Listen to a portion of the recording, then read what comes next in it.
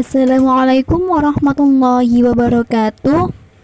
Selamat pagi anak-anak. Berjumpa kembali bersama Bu Guru. Pada kesempatan kali ini kita akan belajar bab toharoh atau bersuci. Mari kita belajar bersama-sama ya.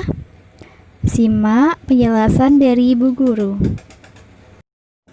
Bismillahirrahmanirrahim. Mari kita bahas bersama-sama. Yang pertama, kita membahas tentang pengertian bersuci atau toharoh. Bersuci adalah mensucikan diri dari hadas dan najis. Kemudian, pengertian dari hadas dan najis itu berbeda. Kalau najis mempunyai pengertian kotoran yang menjadi sebab terhalangnya seseorang untuk beribadah kepada Allah Subhanahu wa Ta'ala.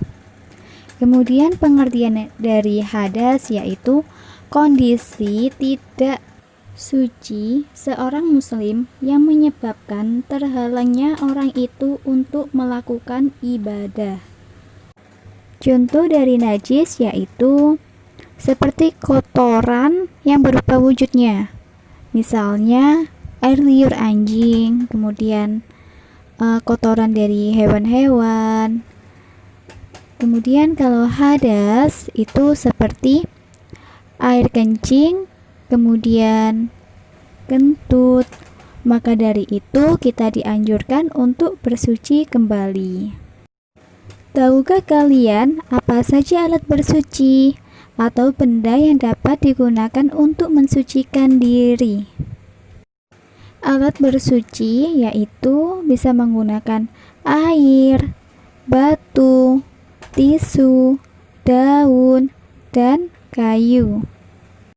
Macam-macam air untuk bersuci yaitu ada 7. Yang pertama ada air hujan, kemudian air sumur, yang ketiga air es atau salju, yang keempat air sungai, yang kelima air laut, yang keenam air mata air atau sumber, dan yang ketujuh yaitu air embun.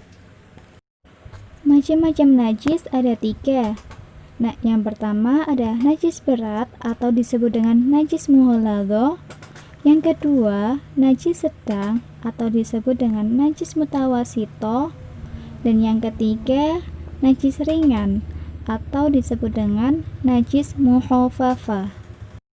Pengertian dari najis berat atau mughalladzah yaitu najis anjing dan babi, misalnya terkena darah atau air liurnya.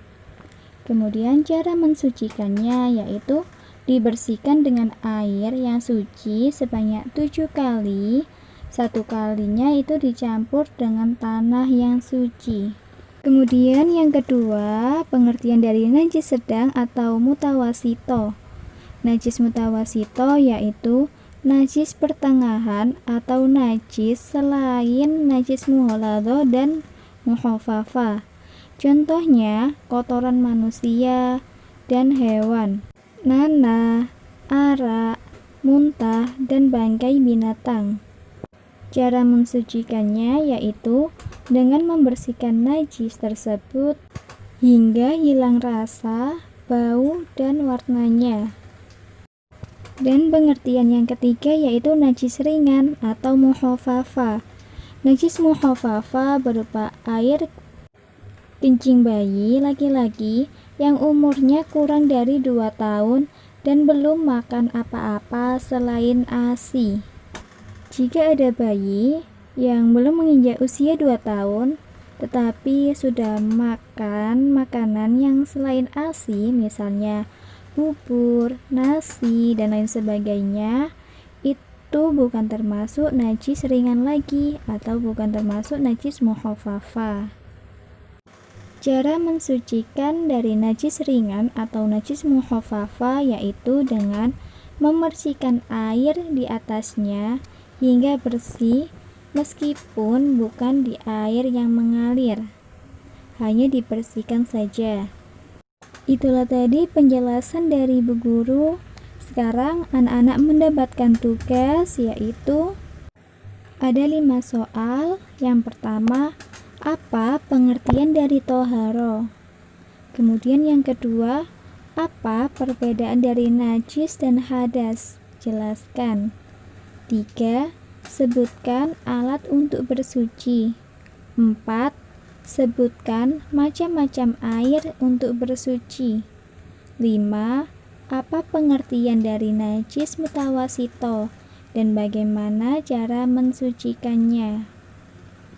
Sekian pembelajaran pada hari ini. Semoga ilmu yang Bu Guru sampaikan bisa bermanfaat bagi anak-anak. Bu Guru akhiri, wassalamualaikum warahmatullahi wabarakatuh.